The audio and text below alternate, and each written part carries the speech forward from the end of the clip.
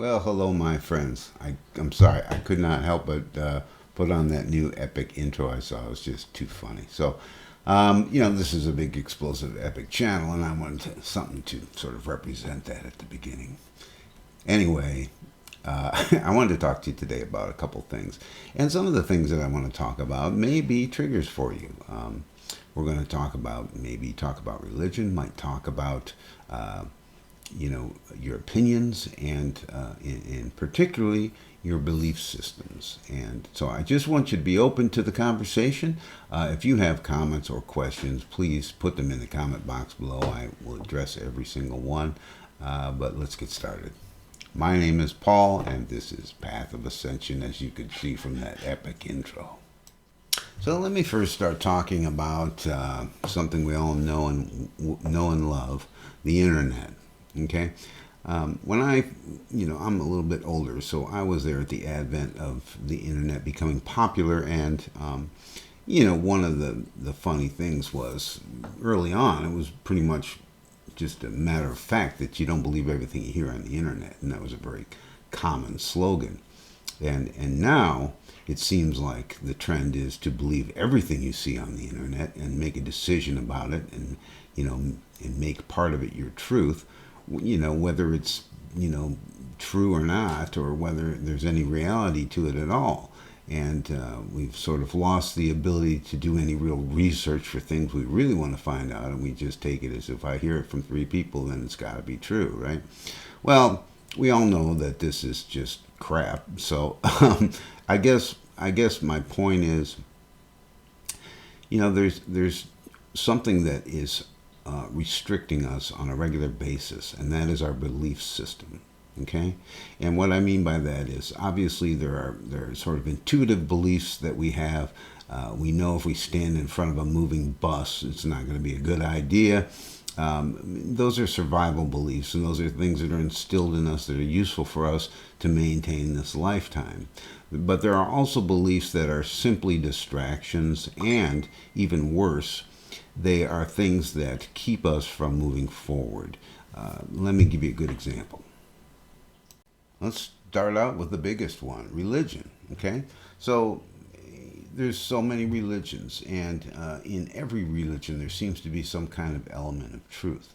And if there wasn't, you wouldn't be drawn to it at all. But they're sort of there to guide you to live a good life, or to be a moral person, or whatever the reason is that you're drawn to this religion. There's an element of truth to it for you. And there's also, in most religions, a whole lot of stuff that isn't true. But because I'm in this religion, I choose to believe it. This is very difficult for two reasons. One reason is that most of the things that are in religion, in terms of dogma and rules and all the things that they put as caveats to your spiritual growth, are there to control you, and they're there to separate you from other religions, for example. So there's always a central figure. In Christianity, it's Jesus, and in Buddhism, it's Buddha. There's always a central figure.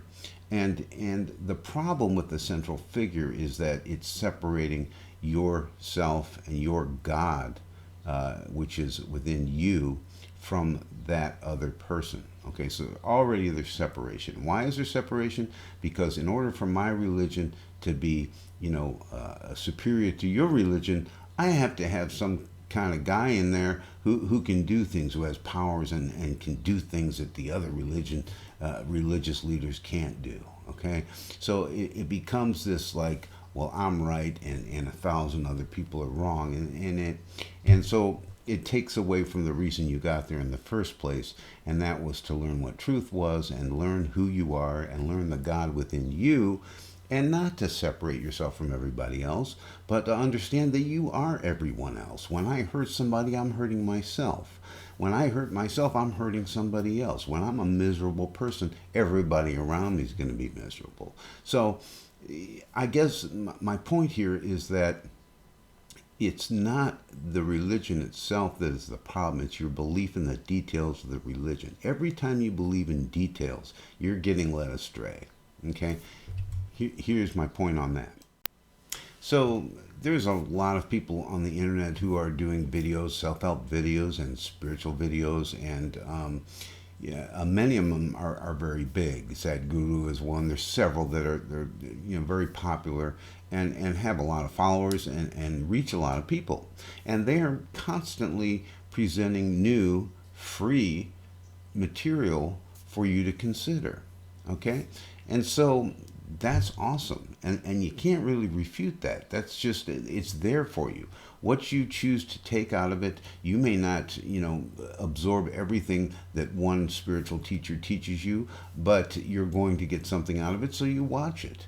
But remember, it's up to you as to what you choose to take in and what feels right to you and what's useful for you in your lifetime, and leave the rest.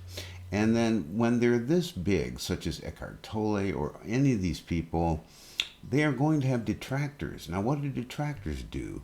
They try to pick apart little things that are wrong with these people, or try to look into things that are, they're nobody special. I mean, that's their whole game. They're nobody special, so that makes me feel more special. Well, they're not trying to be anybody special, and frankly, what it's taking away from is years and years of body of free work that they're offering to everybody without anything in return. Okay? So, can you intuitively feel how that's really wrong and really a distraction to what you're trying to learn and what you're trying to do? Because remember, sadly, there are people that are not that interested in their own spiritual growth or expanding their own consciousness, but more in sort of trying to find the fault in others, and that's how they build themselves up, or they think they're building themselves up. And so you need to be aware that that's very common on the internet, and that's not something unusual. And if you use your intuition, you can pretty clearly see the motivation of somebody who has an opinion about somebody else. It's pretty clear to see what they're going on about and why. Okay, well, I've gone on long enough about that, but let me get to the crux of why I even bothered to make a video here today. I really and truly believe that one of the things that is really keeping us from moving forward is our beliefs. And the reason I say that is because even in science, science will believe a certain thing until it's proven wrong or they find some new information.